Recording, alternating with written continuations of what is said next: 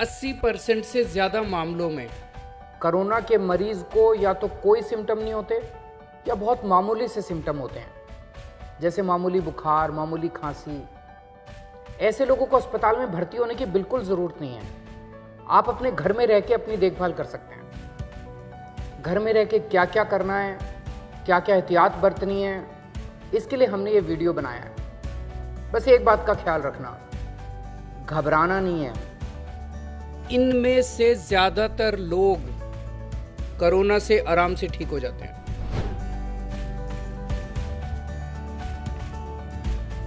अगर आपका कोविड-19 test positive आया है तो घबराने की कोई जरूरत नहीं है। कोरोना के हल्के लक्षण वाले मरीज अपने घर पर ही होम आइसोलेशन के माध्यम से 17 दिनों में बिल्कुल ठीक हो सकते हैं। आपको होम आइसोलेशन के दौरान डॉक्टर के निर्देशों का सख्ती से पालन करना है। होम आइसोलेशन की प्रक्रिया शुरू करने से पहले इन बातों पर गौर करें। घर में कोरोना संक्रमित व्यक्ति के लिए अलग हवादार कमरा और टॉयलेट होना अनिवार्य है। यदि ऐसा नहीं है तो अपने डॉक्टर को अवश्य बताएं ताकि हम आपके लिए दिल्ली सरकार के कोविड केयर सेंटर में व्यवस्था कर सकें। कोरोना संक्रमित व्यक्ति की 24 घंटे देखभाल के लिए एक व्यक्ति का होना बेहद जरूरी है। यदि परिवार का कोई सदस्य बुजुर्ग जिनकी उम्र 55 साल से अधिक है या घर में कोई गर्भवती महिला या कोई गंभीर बीमारी जैसे कैंसर, एस्थमा, सांस की बीमारी, डायबिटीज, बीपी, हृदय रोग, गुर्दे की बीमारी आदि से पीड़ित सदस्य है तो मरीज के ठीक होने तक उन्हें किसी रिश्तेदार या जानकार के घर पर ठहराने की व्यवस्था करें, क्योंकि कोरोना इनके लिए हानिकारक हो सकता है। मुख्यमंत्री अरविंद केजरीवाल द्वारा नियुक्त स्वास्थ्य कार्यकर्ताओं और डॉक्टर की एक टीम मरीज के स्वास्थ्य की निगरानी के लिए प्रतिदिन कॉल करेगी। मरीज की सही जानकारी उन्हें प्रतिदिन देनी है। होम आइसोलेशन कर रहे मरीजों के लिए निर्देश। सबसे पहले मोबाइल फोन पर आरोग्य सेतु ऐप डाउनलोड करें और 24 घंटे ऐप पर नोटिफिकेशन और लोकेशन ट्रैकिंग को ऑन रखें। हमेशा ट्रिपल लेयर मेडिकल मास्क का इस्तेमाल करें और 8 घंटे उपयोग के बाद मास्क को फेंक दें। यदि मास्क गीला या गंदा हो जाता है तो इसे तुरंत बदल दें। मास्क पर 1% सोडियम हाइपोक्लोराइड सॉल्यूशन का प्रयोग कर इसे कीटाणु रहित करके एक बंद कूड़ेदान में फेंकें। 1% सोडियम हाइपोक्लोराइड सॉल्यूशन बनाने के लिए आप बाजार में मिल रहे सोडियम हाइपोक्लोराइड ब्लीच जिसमें 3.5% क्लोरीन हो या ब्लीचिंग पाउडर जिसमें 70% क्लोरीन हो का प्रयोग कर सकते हैं। आप 1 लीटर सोडियम हाइपोक्लोराइड ब्लीच को 2.5 लीटर पानी में मिलाकर या 7 ग्राम ब्लीचिंग पाउडर को 1 लीटर पानी में मिलाकर ये सॉल्यूशन आसानी से घर पर बना सकते हैं। इसका प्रयोग करते वक्त ग्लव्स और मास्क का प्रयोग करें। इस सॉल्यूशन से आप घर की सफाई कर सकते हैं। साथ ही स्विच बोर्ड, खिड़कियां, चेयर, डाइनिंग टेबल, अलमारी इत्यादि को साफ करने के लिए भी इस्तेमाल कर सकते हैं। इस सॉल्यूशन का इस्तेमाल कोई भी मेटालिक सतह जैसे सिक्योरिटी लॉक, दरवाजे के हैंडल इत्यादि पर ना करें। इससे जंग लग सकता है। इन सतहों को साफ करने के लिए आप कोई भी सैनिटाइजर का प्रयोग कर सकते हैं। आप इससे शौचालय की सफाई भी कर सकते हैं। याद रहे, इस सॉल्यूशन को टॉयलेट ब्रश पर स्प्रे करके ही शौचालय की सतह को साफ करें। आप अपने लिए अलग शौचालय का ही प्रयोग करें और हमेशा फ्लश करने से पहले ढक्कन को बंद करें। कृपया कमरे की खिड़कियां हमेशा खुली रखें। होम आइसोलेशन के दौरान अपने कमरे में ही रहें, घर के अन्य कमरों में ना जाएं। दरवाजे, खिड़कियां, टेबल जैसी चीजों को छूने से बचें, जिससे घर के अन्य सदस्यों को कोरोना से संक्रमित होने का खतरा न हो। अपने हाथों को साबुन और पानी से कम 40 सेकंड तक अच्छी तरह से धोएं या उन्हें 70% अल्कोहल युक्त सैनिटाइजर से साफ करें। अपने घर के अन्य लोगों के साथ व्यक्तिगत वस्तु जैसे बर्तन, तौलिए आदि को साझा ना करें। आपके कमरे की बार बार छुए जाने वाली चीजें जैसे टेबल, दरवाजे का handle, mobile phone, computer, remote इत्यादि को 1% हाइपोक्लोराइड सॉल्यूशन या सैनिटाइजर से साफ करें। डॉक्टर द्वारा बताई गई दवाइयाँ नियमित लेते रहें। यदि आप किसी अन्य बीमारी की दवाइयाँ लेते हैं तो डॉक्टर की सलाह जरूर लें।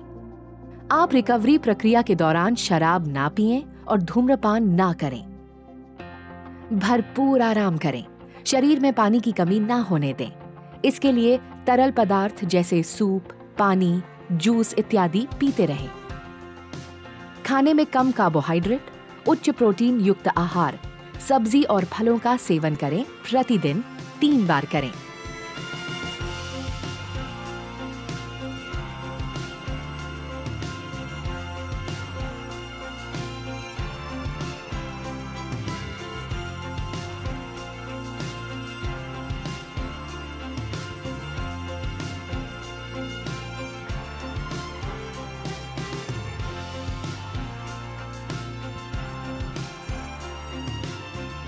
याद रहे, होम क्वारंटीन की प्रक्रिया शारीरिक अलगाव है, भावनात्मक अलगाव नहीं। परिवार के सदस्यों और दोस्तों के साथ फोन व वीडियो कॉल पर संपर्क में रहें। अपने पसंदीदा शोज देखें, किताबें पढ़ें या कंप्यूटर पर गेम्स खेलें। अपने स्वास्थ्य की निगरानी स्वयं भी करें। विशेष रूप से प्रतिदिन तापमान में बढ़ोतरी या अन्य लक्षणों के दिखने पर तुरंत डॉक्टर को जानकारी दें। देखभाल कर्ता के लिए निर्देश। अपने मोबाइल फोन पर आरोग्य सेतु ऐप डाउनलोड करें और 24 घंटे ऐप पर नोटिफिकेशन और लोकेशन ट्रैकिंग को ऑन रखें। देखभाल कर्ता शारीरिक स्वस्थ हो और उसकी उम्र 24 से 50 वर्ष के बीच होनी चाहिए। आपको डायबिटीज, बीपी, हृदय रोग, एस्थमा, फेफड़ों या लिवर का रोग जैसी कोई बीमारी ना हो, या आप इम्यूनो कॉम्प्रोमाइज्ड, गर्भवती और कैंसर पीड़ित भी ना हो। आपको हमेशा फोन द्वारा हमारे स्वास्थ्य कार्यकर्ताओं के संपर्क में रहना होगा। मरीज के साथ एक ही कमरे में हो तो ट्रिपल लेयर मेडिकल मास्क का प्रयोग अवश्य करें और उपयोग के दौरान मास्क के सामने वाले भाग को ना छुएं। यदि मास्क गीला या गंदा हो जाता है तो उसे तुरंत बदलें। मास्क को हमेशा पीछे से खोलें और डिसइंफेक्ट करें। मास्क को हमेशा बंद कूड़ेदान में ही फेंकें। मरीज या मरीज के वातावरण के संपर्क में आने के बाद हाथों को अच्छे से धोएं।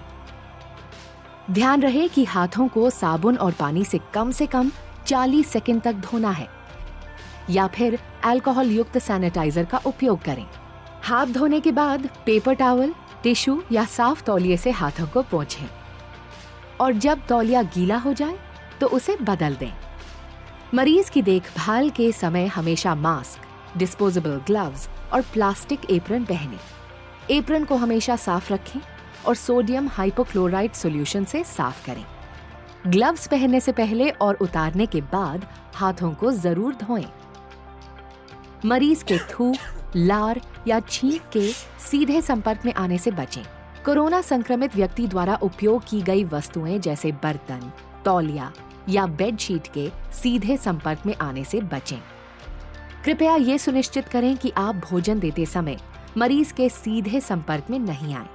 खाना हमेशा कुछ दूरी पर रख दें और हमेशा उनके बर्तनों को संभालते समय डिस्पोजेबल ग्लव्स का उपयोग करें।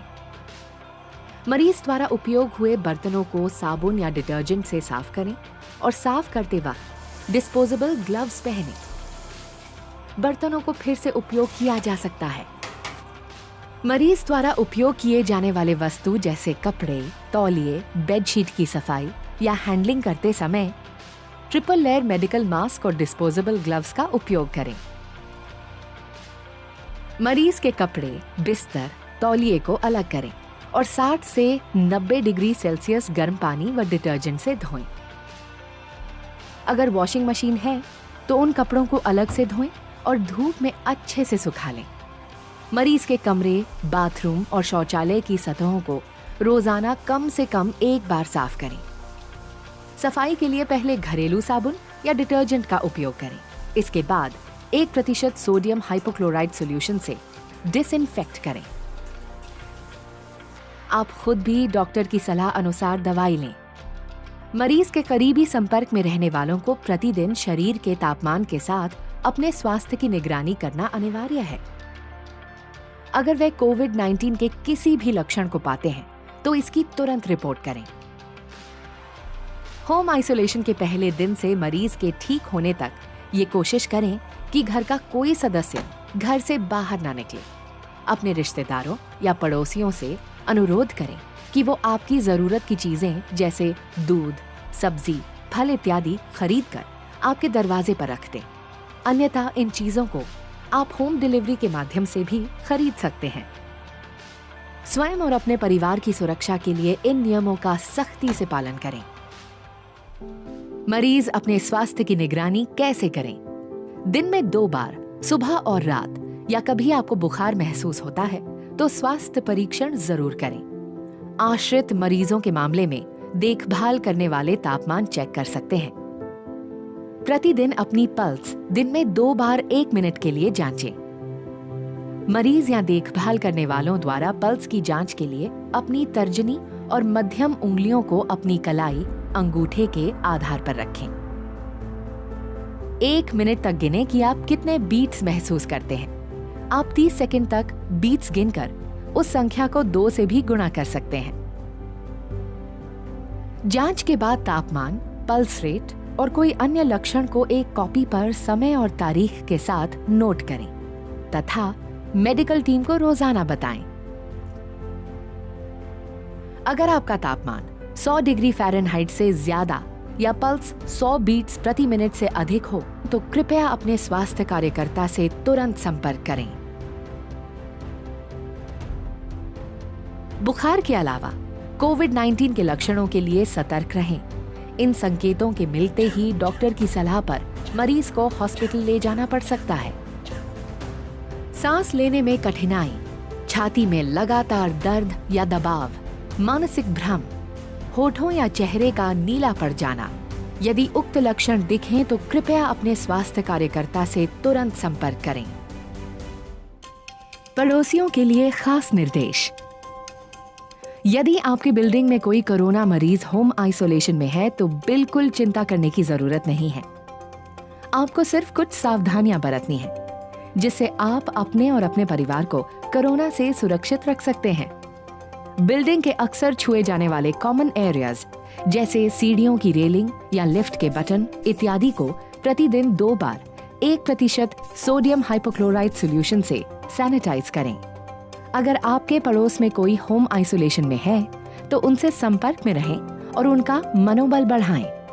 जब तक वो ठीक ना हो तब तक उनकी मदद करें और उनके जरूरत का सामान दरवाजे के बाहर रख दें। पैसे की लेन देन डिजिटल पेमेंट्स द्वारा या मरीज के ठीक होने के बाद ही करें। रिकवरी प्रक्रिया और परीक्षण।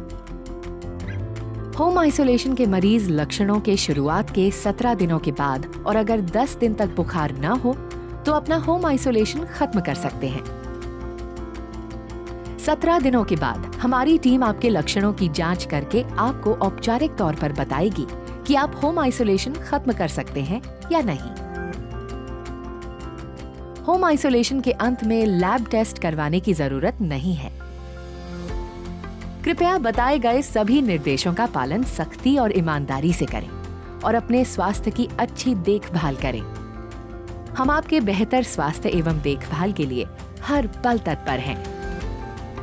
तो अगर आपको कोरोना हो गया है लेकिन कोई सिम्टम्स नहीं है या मामूली से सिम्टम्स हैं तो आप अपने घर पे रह के अपनी देखभाल कर सकते हैं। इस वीडियो में जो बताया गया है उसका पूरी तरह से पालन करें और घबराना नहीं है। हम दिल्ली वालों ने बड़े बड़े काम किए हैं, इस बार कोरोना को भी मिलके हराएंगे।